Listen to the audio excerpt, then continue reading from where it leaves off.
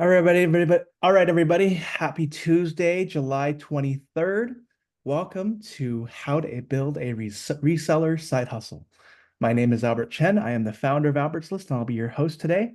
And with me is my co-host, Charles Costa, founder of Bargain Bin 650 and senior content strategist at eBay. For many of you with these times of high prices, inflation, and more, you may be looking for extra income. And there's no more simpler and easier way to look for this than through selling on eBay. That's what we're going to talk about today with Charles, who's been selling on eBay now for a number of years and is going to share some of his learnings with you. In addition, you'll learn how you can also join us for a 6-week upcoming bootcamp where Charles will personally teach you how you can sell on eBay and get the most out of the platform while making money and having fun. Without further ado, Charles, good to have you here, and over to you. Great.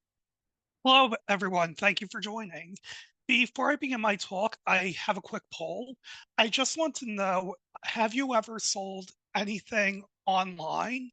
And if so, on which platform have you used?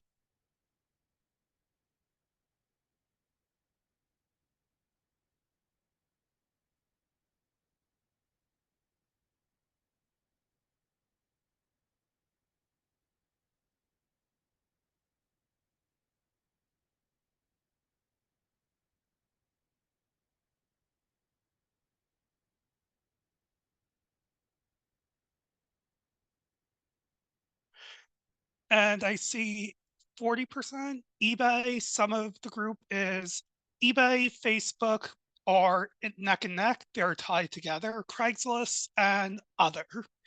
Very interesting. I do see it's changing a bit, but overall, both not very too surprising. Craigslist, I remember using it years back. Wonder if it's still used widely today. I know for me personally, I've mainly sold on eBay, but Facebook, Nextdoor, and so on. You can be creative with sourcing things, picking up inventory for your store and reselling.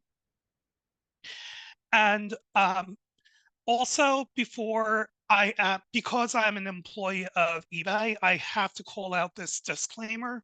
This presentation is entirely separate from my work at the company. All information shared as part of this program is strictly my opinion.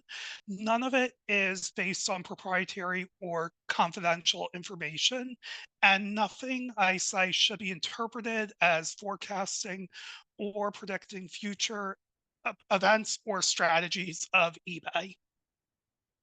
And just like the world of reselling, my journey eBay has been quite the adventure. Originally, I started at eBay with my on-site interviews in the first week of March 2020. During this time, I was told I would be expected to be in the office 5 days a week. A job offer was extended to me soon after the interviews. And then right before my start date on March 19th, I was told the offices would be closed indefinitely. And another quick question for the group. In the chat or in the poll, has anyone here heard of managed payments?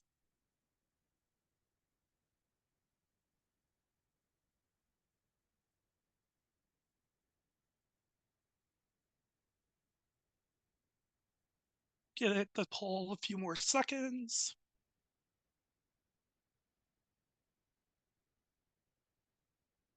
Great. I see most of the group has not heard of managed payments, and a couple have.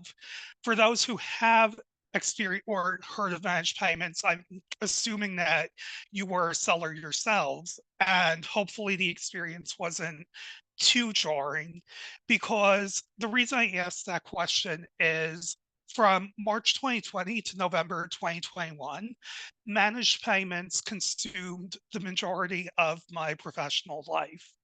I originally joined eBay as a content designer on the global payments go-to-market team, and my team was responsible for all the messaging about eBay's updated payments model.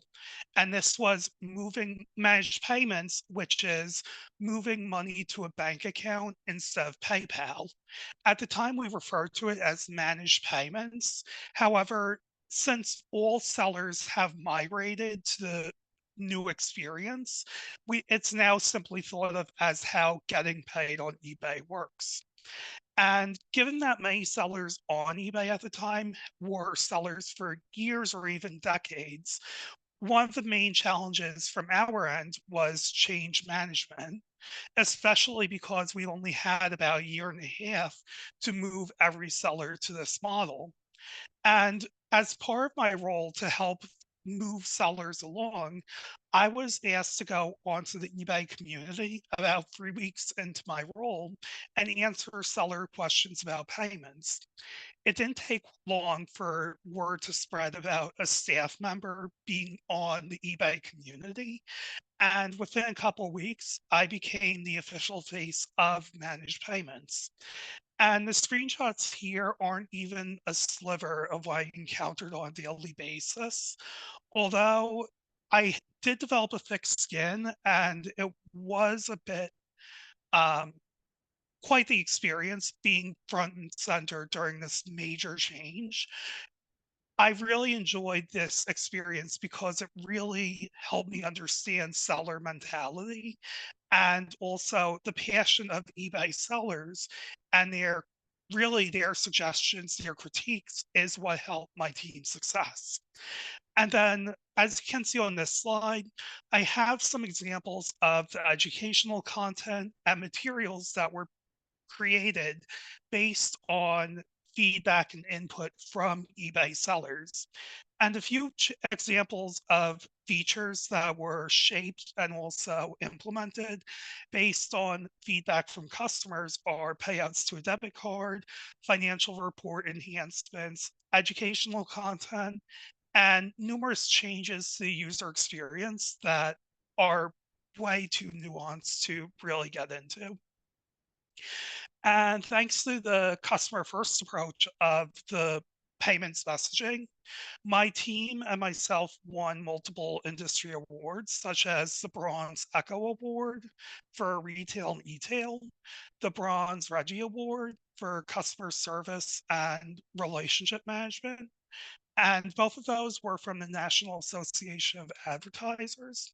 And but most importantly, although it was great to receive industry awards, more important to us was the fact that we managed to keep customer satisfaction at relatively high levels, despite the significant shift to sellers on how they conducted business on eBay. And today, I am currently a senior content strategist in customer service technology division of eBay. I focus on financial services, some regulatory matters, and automated email, amongst other tasks. Most of the content managed by my team includes help pages, customer service, knowledge base information, email templates for customer service, and also policy emails that are triggered when things on an account happen, such as a policy violation or an account is taken over by a hacker, things like that. Overall, my role is best described at eBay as being an air traffic controller. As eBay's product experience and policies change, it's my responsibility to determine what content must be updated. And now for the fun part, we'll go into the practical experiences on eBay. As Albert mentioned, I'm an avid eBay seller.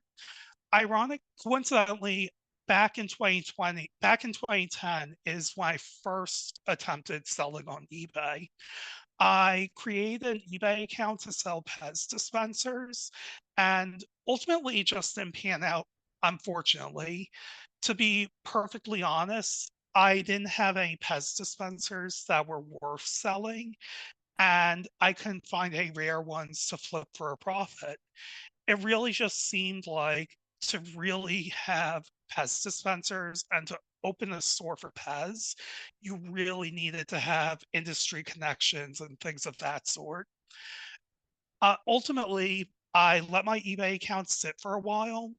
And then in 2021, I started up my eBay account as we began moving consumer accounts to manage payments.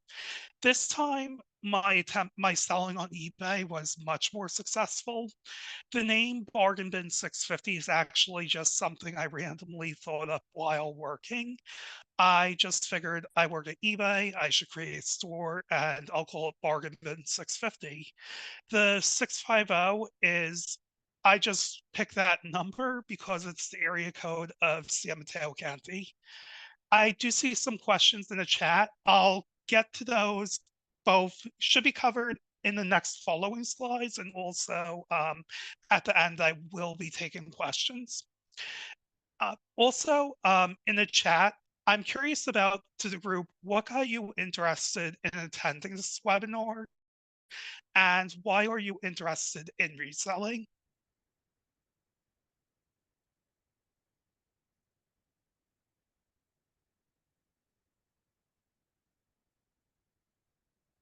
I see want more income, which is probably given for many people. And while the chat goes, I guess I'll just go over some of the most common reasons that reselling has been gaining popularity recently. A lot of things to sell, definitely. That's a good reason. And overall, reselling is just gaining a lot of popularity because it allows people to monetize their knowledge. If you know the ins and outs of a collectible, a clothing brand, or anything else, if you're going thrifting or something like that, or even retail arbitrage, you can find inventory that's underpriced and then sell it for a profit because you capture features that you know will make that item worth a lot more. And also, for those of you who are just looking to get rid of things that you already have on hand, and another great thing about eBay compared to garage sales is that it makes it easy to reach buyers across the globe. And gone are the days where you used to have to go around the neighborhood, put up signs saying, here's my address, garage sale on XYZ, and then spending a day sitting on the lawn waiting for people to come by. And later in this presentation, I will go over 3 of the main features that eBay provides to help pretty much all sellers reach buyers both domestically and across the globe, and also how they help you where you may have an item such as vintage goods that you don't want to donate or lightly worn clothing. eBay has tools that allow you to make reasonable guesstimates on what you can get for those items. And one of the earliest inventory purchases I got on eBay was this collection of glassware that I bought on an online auction site called Maxsold, and it was $35. Maxsold is best described as estate sales and I guess garage sales, but online. So pretty much Maxsold is you go there, you look at the photos of the different things being sold, you place a bid. If you win the auction, then you go, you pick up the item and you can do what you wish. Depending on where you live, Maxsold may be a great tool for sourcing inventory. I am based in the San Francisco Bay Area. However, Maxwell, they do have auctions across the US and possibly international, but I haven't looked too closely. Another site I've used for sourcing inventory is Hybid. And Hybid is almost, I guess, best described as a professional auctioneer site for for online sales. So it's almost like eBay, but professional auction houses will host their lots and sales on Hybid. Hybid also, depending on where, if you live near an auction on Hybid, it's a very similar experience where you place the bid and then you go pick up the item and you do what you wish. And then there's also Hybrid also, some auctions will provide shipping, and some, for example, for me personally, I've used Hybrid to source glassware like paperweights or trinkets where very small, easy to ship.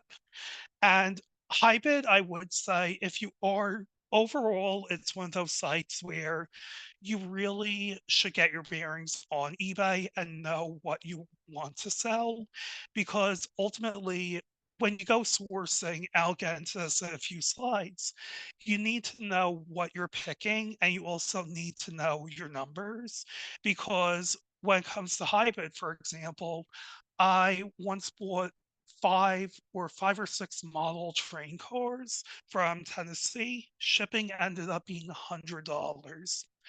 That ultimately cut a bit into my margins. I probably even took a loss, but that's one of the main things with reselling, is just that when you're sourcing, there are so many different opportunities, and it's really, you have to know what the right price is and what your cost can be. Bargain Bin 650 primarily stocks shirts and hats. However, if something catches my eye when sourcing, I might pick it up. For me personally, I found that um, college merch, banking and finance swag, and some tech company swag, depending on how popular the company is, those will typically sell.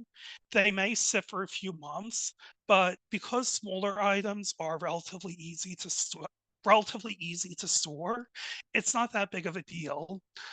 For example, I currently rent a 5x5 storage unit, and I have two rolling shelves, and I'm able to fit currently, I think maybe 500 t-shirts in moving boxes. So pretty much what happens is every shirt that I have, I put in a little poly mailer. I have a number label, I stick the number on it. And then when someone places the order, I look at the listing in eBay. I see, like NVIDIA, this shirt, for example. The shirt may have number 650, for example. So I go to my storage unit, I look for the box containing shirts with the number 600 or so, and I just grab the shirt, and that's a matter of just mailing it. And the NVIDIA shirt, I actually picked it up in Marin for around $6. It sold for $40. A few other companies that I've sold that come to mind, which I haven't really, just so many things that I can't picture. There's Boeing, Celsius, Credit Suisse, Google, Apple, Microsoft, and even Pacific Bell. And for inventory, I personally I have a program I use called Lists Perfectly. So all my eBay listings go into this software, and then I just basically, every shirt has a number. I enter that number there. And for hats, I currently just have boxes, but I'm currently moving towards a system where there's numbers for every item, and then basically it's just go to the shelf with that number and you're pretty much good to go. And I will say, for selling in general, there's no right or wrong thing to sell on eBay as long as you're following the rules. But going back just quickly to the glassware versus t-shirts and hats, I would say if you're limited on space and you just don't want to worry about things breaking and so on, clothing is a great thing to sell. It's easy to pack, it's easy to ship. With glassware, there are hurdles. There's a bit more to learn about, like packing, pricing, and so on. But no matter, it really just depends on what you're looking to do.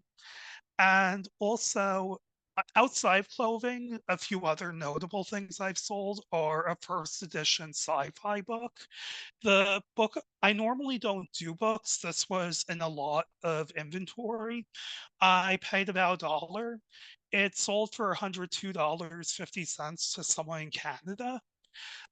There also was a 1980s Gucci satchel in a collection of items that sold for 150. And something I'll just call out here also, I don't do luxury often, but I will say that I've sold vintage Hermes, Gucci, and Da Vinci, and the price, just because you see a vintage Hermes or something like that, you should not assume that if you're paying 100, you're gonna make 1,000. I in the market, at least when I was selling those items, including this Gucci satchel, the margin, or I guess the price on vintage luxury, it does tend to be a bit lower. And also, I briefly mentioned Pacific Bell on the previous slide. And although it's far from a brand like Google, Apple, and Microsoft, with eBay, you never know what will come of the items you sell. And in this case, I grabbed this baseball cap at the thrift store, and I just figured someone might be nostalgic for a telco or a former employee and so on.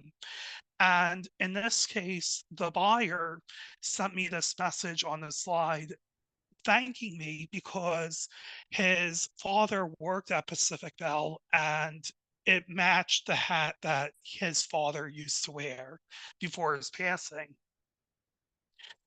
So overall, with reselling, you just never know what will come of the things you sell.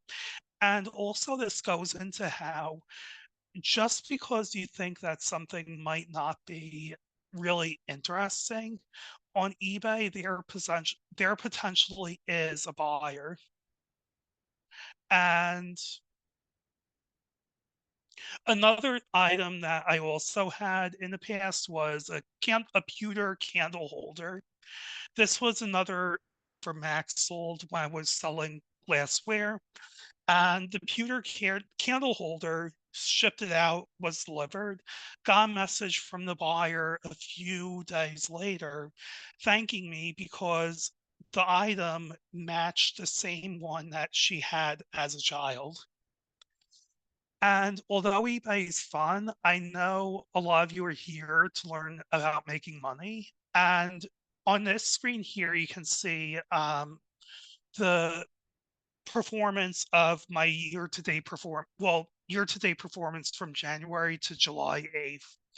And I don't have a margin breakdown on this dashboard. You're pretty much just seeing overall sales. For context, I would say when I purchase items, I don't have a hard margin. I'm typically aiming for around five more, I would say around $10, $10 to $20 profit per item. But because with thrifting, there's a lot more variation and things along those lines. I would say that I focus heavily on volume. So I often, like I mentioned, I have a storage unit filled with shirts and I focus on doing 5, 10, $15 profit per item. And although the margin relatively is low compared to something like buying a Gucci bag for 500 and selling it for 1,500, I'm still overall there are different business models that you can pursue with eBay, and there's the low margin, high volume, or you can do high margin and just have a couple sales every so often, or what works for you. And overall, this performance here, I've done it alongside my full-time job at eBay and while pursuing a master's degree in library and information science. As far as I do see in the chat breakdown per hour and so on. I guess probably it's hard for me to really answer that and to provide more than the sales price because for me personally, with my eBay selling, it's more treated like very flexible. So I go to the thrift stores when they have sales, maybe like once a month. I photograph the items when I have time, and then I save those to Google Drive. And then from there, I'll create listings on eBay when I have time. At a very high level, I don't have a wage per hour.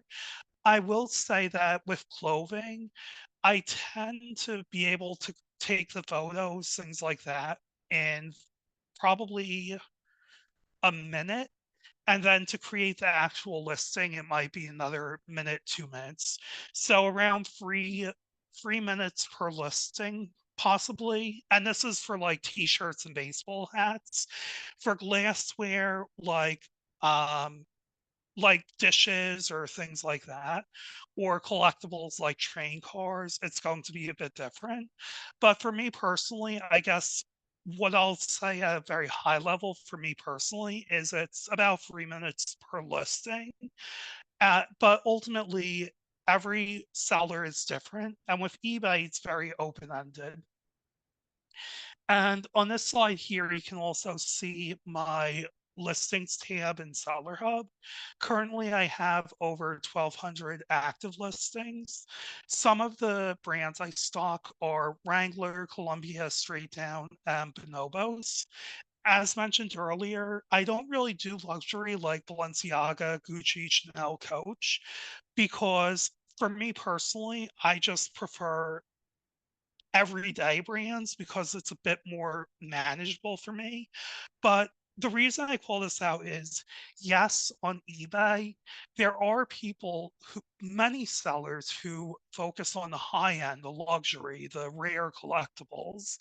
But there are also a lot of resellers who can make a relatively decent amount of money by selling everyday clothing.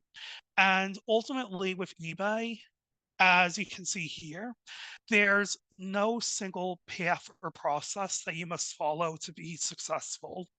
The key to selling on eBay is knowing the details of what you're selling, having the flexibility to adapt as trends shift, and also just the interest in continuous learning. And the key thing here is that reselling isn't simply buying random stuff, listing it at a high price, and hoping to make bank. For example, if I'm at an estate sale, and this has happened before, scenarios like this, where I see a Louis Vuitton handbag being sold for $100 or a Reggie Jackson 1969 tops 260 PSA 9 trading card being sold for $50. You may occasionally come across these sellers who they have rare items that are sold massively underpriced. And it's either you think it's too good to be true, and quite honestly, it often is. Yes, there are times where people don't know what they have and they're pretty much just offloading it.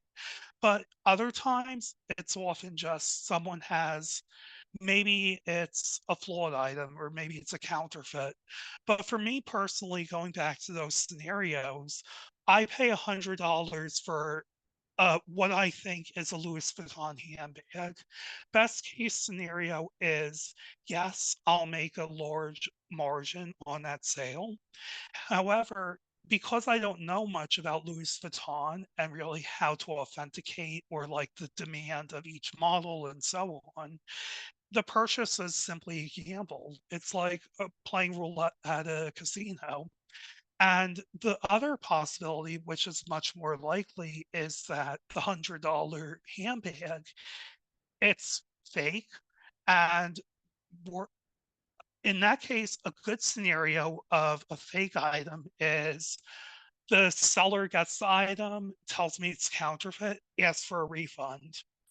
More likely, however, and this also is very common, is that I list that $100 handbag, and then within a few days, eBay suspends my account for selling counterfeit merchandise. So ultimately, when it comes to reselling, it's not about like getting rich quick. It's really about having a strategy and just doing due diligence and then going from there. And as I mentioned at the beginning of the webinar, eBay is much more than a site where you just put items on and hope they sell. They also offer a variety of services to help sellers get the most from the platform. One of my favorite programs from eBay is eBay International Shipping. When you're in this program, eBay will take eligible items that you're selling and they will make it visible to buyers across the globe. And I've done this a lot. I've sold a Ray Dunn soap dish to someone in the UK. I've sold a vintage Dior wallet to a film studio in Canada. I had someone in Canada buy a Marvel baseball cap and many other examples. But eBay International Shipping, what they do is when someone across the globe purchases your item, all you need to do as a seller is ship the item to a warehouse, to their US warehouse. And once the item is there, you're good. And there's no need to worry about the customs paperwork, the item getting damaged after it is sent from that warehouse. And also, if the buyer internationally wants to return the item, eBay will accept the return for you and you will keep your money. And there's a whole can of worms around that whole accepting returns aspect. But if you choose to go from being a consumer to a business seller on eBay, or just as a business selling into the European Union in general, there actually are regulations where you must accept returns, even if you aren't based in the European Union. So eBay International Shipping, as a consumer seller who isn't really full time, I really value the convenience and the added reach because I do typically sell internationally a couple items a month. But also, if you are a business, eBay International Shipping does help potentially reduce your costs and liabilities for refunds if the buyer wants to return the item and so on. And also, if there are additional protections eBay International Shipping does provide to your seller performance. So there's a whole list on the eBay website. It's constantly changing, but they do have things like if the buyer requests a return, they file a damaged package claim, the item is delivered late, and so on. eBay may remove negative feedback or neutral feedback for things that weren't in your control. And then also, eBay has the authenticity guarantee, which can help sellers grow their business by providing buyers peace of mind that what they are purchasing is genuine. And the authenticity guarantee, it covers a variety of various categories, and it's generally free for sellers. So watches sold for $2,000 or more in the wristwatches category. For sneakers, authenticity guarantee covers in-demand models from brands like Nike and Adidas, starting at $75. Streetwear, eBay will authenticate brands such as Supreme and Off-White, handbags and wallets. If you're selling, I don't, I guess also with authenticity guarantee, I will say for a full list of the brands that are covered under the program, if you go to ebay.com/help, search for authenticity guarantee, there will be a page Coincidentally, my team is responsible for managing that content. And if you take a look through that page, it will list out all the brands that are currently authenticated by eBay. But also, just going back to this high level overview, handbags and wallets, if you're selling something that's $500 or more, that may be authenticated. And eBay also does trading cards and jewelry. However, those are all various criteria that's very specific. And as with eBay international shipping, authenticity guarantee is a great program because when you have your item go through there, if it's authenticated and it goes to the buyer, there are additional protections you have as a seller that wouldn't apply to a transaction that isn't authenticated. And the help page, it goes into all of these nuances. But the key thing is just that I'm really calling this out at a very high level how eBay, it used to be a free for all almost where you were on your own if something went wrong and you could be scammed easily. But eBay, one of the main values that you have with them is there are a variety of programs that help you to build your business and to drive revenue. And also, the other final service I'll go over is eBay product research. This is a free service for all sellers, and it enables them to make informed pricing decisions for individual items. For example, if I'm in the thrift store and I see, actually, an example that just happened right before I logged onto the webinar. I had an NVIDIA baseball cap for that I just bought at the thrift store, and I figured I want to see why I should price it on eBay. So I go into eBay product research, I type in NVIDIA baseball cap, and the tool from eBay, it not only shows you the price range of what the other NVIDIA hats sold for, you can also see the popularity. You can view other listings and determine how were other sellers selling, like how are they positioning it, and so on. And this tool, it's not only on the desktop, but also available on the mobile app. So if you're in a thrift store, like for me, for example, and I'm I see a really cool shirt and it's a brand I don't know, but the design is really cool. I can pull up the eBay app, go to this product research tool, and just type in the information from the tag. And then eBay will show me, is this a brand that's worth buying, or should I just let this shirt sit to the side? And another version of the product research is sourcing insights. This is more for sellers who are doing sourcing large amounts of inventory from individual brands. So for example, if I'm a shoe seller and I'm selling Adidas and Nike, sourcing insights will allow me to determine how much Adidas or how much Nike is should I buy for the women's category of my store, or how in demand are men's Nike shoes and so on.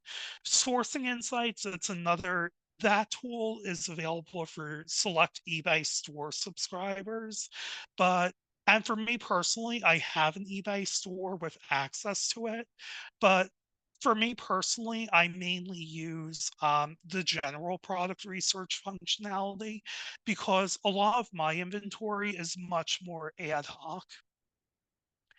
And if all this seems compelling yet overwhelming to you, I want to quickly go into an opportunity for the eBay Mastery Bootcamp.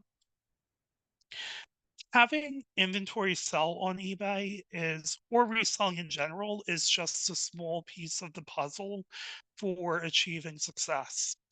In addition to having quality inventory, you also need to know how to create detailed and accurate descriptions so buyers know what they are getting. You need to know how to take high quality photos to attract buyers. You also need to know how to pack the items so that they aren't damaged in transit, and also know how to choose the right shipping service for the items.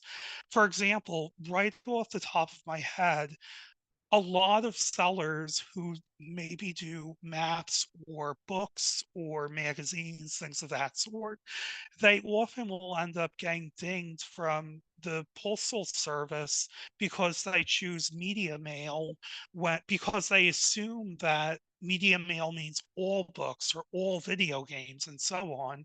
And then they find out that the post office, they inspect the item. If the item isn't media mail eligible, sometimes they let it through and they charge a fee after the fact. Other times, and this is much less ideal, is the post office may actually stop the package to the buyer and ship it back to you. So overall, it's definitely very important to know the right shipping service for your items. You also need to know how to address customer inquiries, manage disputes and returns professionally, how to check comps to price items competitively while maintaining a healthy profit margin. And also, finally, the importance of staying compliant with rules and regulations as they relate to your reselling business. And just going back to that last point about how you can't blindly list things on eBay and how it's important to follow rules and regulations, all of the items on this slide I found in a couple of hours of thrifting on the same day across two stores. If I listed these items blindly, my eBay account probably wouldn't exist. And I may have even gotten a visit from law enforcement. Just going into more context on that, the Burberry and Dolce and Gabbana items on this slide are knockoffs. And you can see, even though they were fake, at the thrift store, they priced them for sale. And also, um, there's the Sigonia shirt, which it is intended to be humor. It's not like you're trying to pass off Patagonia, but because they are using something that resembles the Patagonia logo, that can potentially get you hit with a trademark or IP violation. And then also the FedEx cap and the Caltrain jacket are non-starters because eBay doesn't allow users to sell transportation uniforms if they are currently if they resemble something currently in use. If something is fully vintage and not used, then I mean, it can be okay, but ultimately, this is again going back to eBay help. They have detailed policies on what can and cannot be sold. And this slide here, these pictures, they're not isolated. I've encountered other things when thrifting, like an FBI training academy polo, various security guard jackets for Apple, Google, and so on, UPS uniforms, and even Uber and Lyft merchandise. Ultimately, if you're selling illegal goods or questionable items on eBay, best case scenario is that the item will be removed and you'll get a warning. Worst case scenario, you'll end up with law enforcement paying you a visit. And even got just on the slide here, I do have the Marine Security Guard detachment polo. And often thrift stores, I've seen EMS uniforms, I've seen things that resemble military and so on.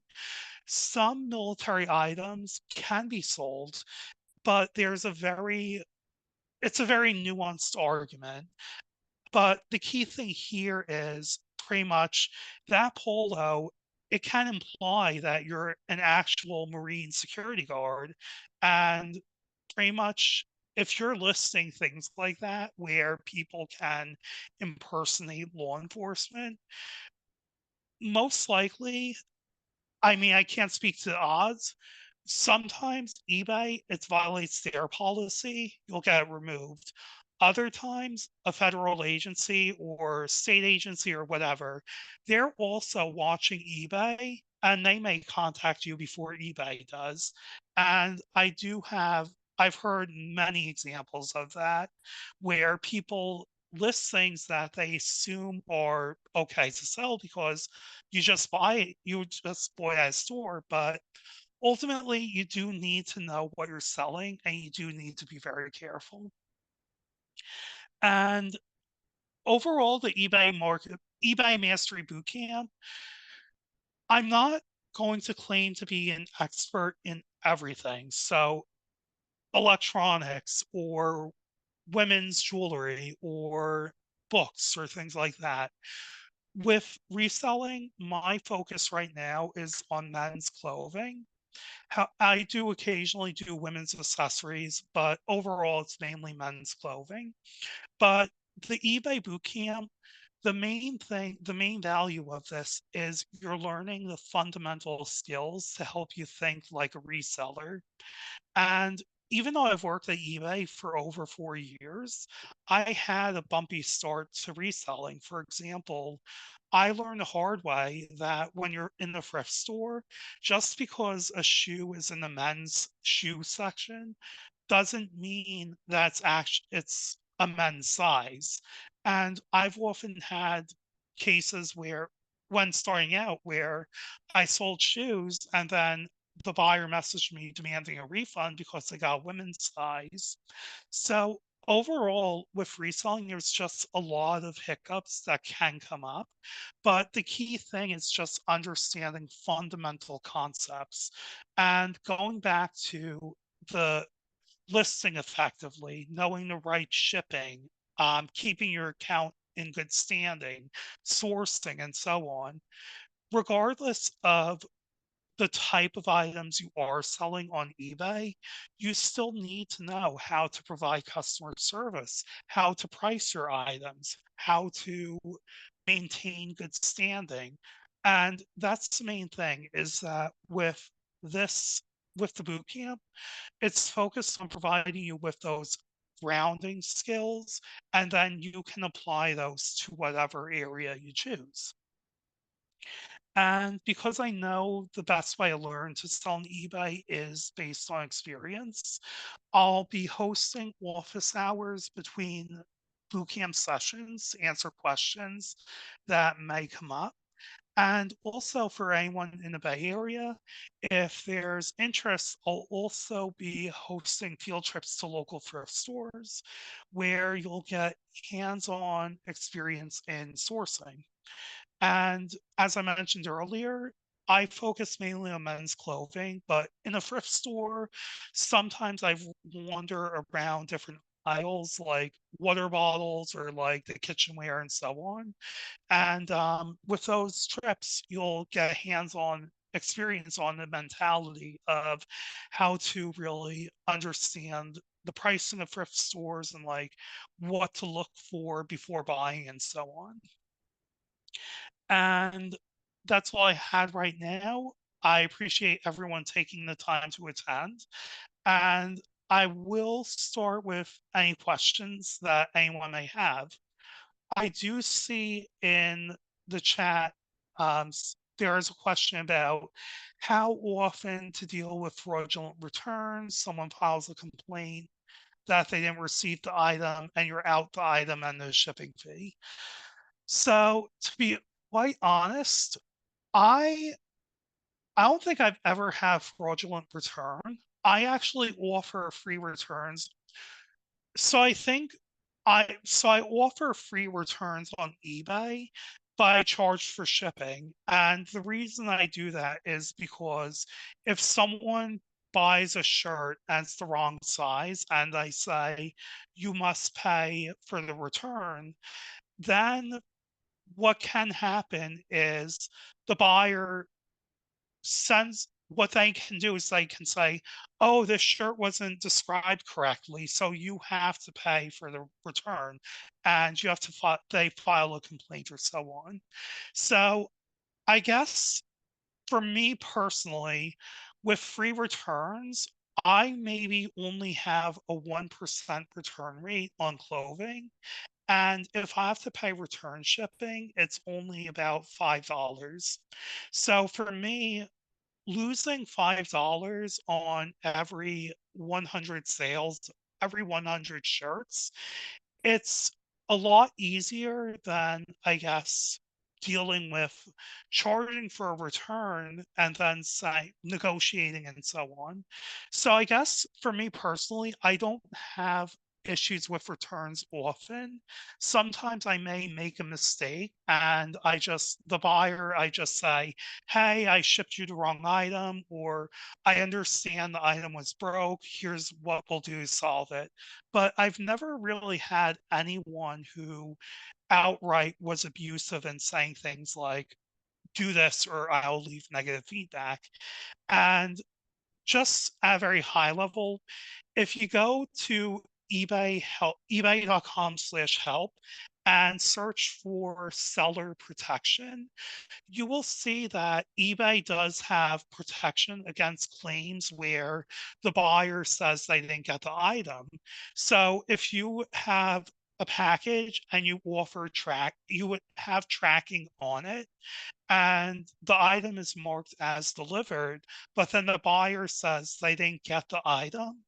If tracking shows the item is delivered, then most likely eBay will protect you as the seller. So I will say that also, for me personally, I haven't dealt with those scam issues too often. And I think a lot of that is because eBay does tend to have safeguards behind the scenes. And also they do outline those things overall. For what's your approach to estate sales? Um, I guess for me personally, I would say Maxsold is my favorite because with Maxsold, I typically just you look at the photos online and then you place the bid, and then if you win the item, you show up and you're good and you just pick up the inventory. I have done estate sales where there are like standard estate sales where you go and you actually pick a number and you wait outside for half an hour, an hour. I've done estate sales where there was no line.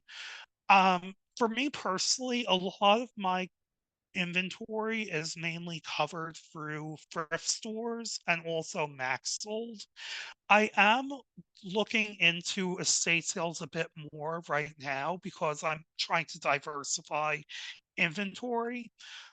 A recommendation I have for estate sales is to check out estatesales.net. And if you go on there, you enter your zip code, they will show you the estate sales that are in your area and with all the different details. I will say for me personally, I prefer going to estate sales on the final day because that's typically when the seller they're going to be offering 50% or major discounts because they want to get um, get rid of what's left over. For me personally, I just don't feel like waiting in line and then dealing with a mob of people. So for estate sales, it's kind of like I'm pretty fine just picking through whatever is left. If depending on your approach, you may want to be one of the people that gets there early. Something to be very conscious of with estate sales is that often, or in some cases, they will do inventory will be priced at the same price of what listings on eBay are. For example, I've gone to estate sales where they had Coca-Cola collectibles, and they had a Tiffany style Coca-Cola lamp. And I remember seeing the lamp and it was caught my eye because I know Tiffany lamps, they tend to do well on eBay from what I've seen. And the lamp, I look at the tag and it's like $200. And right away, I could tell this estate sale, the company, they were using eBay to price their inventory. And ultimately, for that estate sale, I didn't really find much to work with. So I think a key thing is when you go into an estate sale, it's important to remember that not everything is going to be priced um, to flip.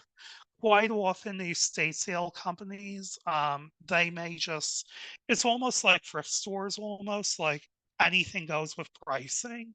So I think it just, regardless of where you source, be it max sold, high bid, thrift store, independent estate sale, you just need to know what your margin should be, what you really need to make an item worth the investment.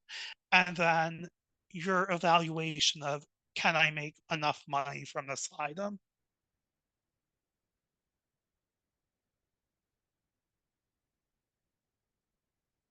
Any other questions?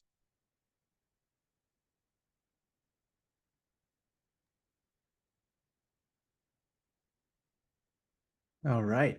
If there are no other questions, um, if there are no other questions, we have the bootcamp link in the webinar chat. 6 weeks with office hours, and you get $30 off if you're in this webinar today. So let us know if you're interested. We'll be following up with emails for the next week to gauge your interest and tell you what you're going to learn. And we'll talk to you real soon. Charles, any final thoughts? Um, Diana, we're looking no, forward to having you. I appreciate everyone taking the time to attend. I guess really just my closing words are, again, um, eBay reselling in general is not a get rich quick scheme. It's definitely something that requires a bit of effort. And even for me as an eBay employee, I learned so much from other people. So I think although it is a bit of effort, it's enjoyable. It's like a treasure hunt, I would say. So I think it's kind of like once you get your bearings after first few listings, first few sales, you hit a groove, then it's a bit easier.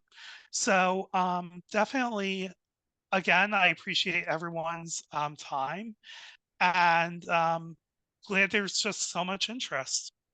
Awesome. Wonderful. Well, we'll look forward to seeing Diana next week and many more of you in addition.